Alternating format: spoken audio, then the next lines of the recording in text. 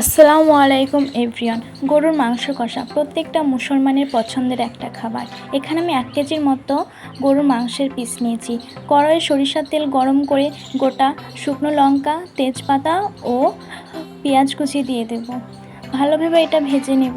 তারপর আদা বাটা দিয়ে দিলাম, একটু হলুদের গুঁড়ো দিয়ে দিলাম, একটু মরিচের গুঁড়ো ও জিরের গুঁড়োও দিয়ে দিলাম। তারপর জল দিয়ে দিলাম যাতে এই পেঁয়াজ কুচি বেরেস্তাটা যাতে না পুড়ে যায়। তারপর গরুর মাংসের পিসগুলো দিয়ে ওপরে লবণ ছিটিয়ে দিলাম। ভালোভাবে নাড়াচাড়া করে নিলাম।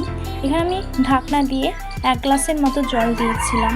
দেখছেন মাংসটা আস্তে আস্তে কি সুন্দর সিজে একটা সুন্দর কালার চলে এসেছে। তারপর জিরে গুঁড়ো ও লঙ্কা ও ধনে গুঁড়ো দিয়ে ভালোভাবে একটা সুন্দর কালার ও একটা গন্ধ চলে আসছে। খেতে অনেক দুর্দান্ত হয়েছে। আমি এখানে জল বেশি দিইনি কারণ আমি কষা করেছি, আপনারা জল দিতে পারেন।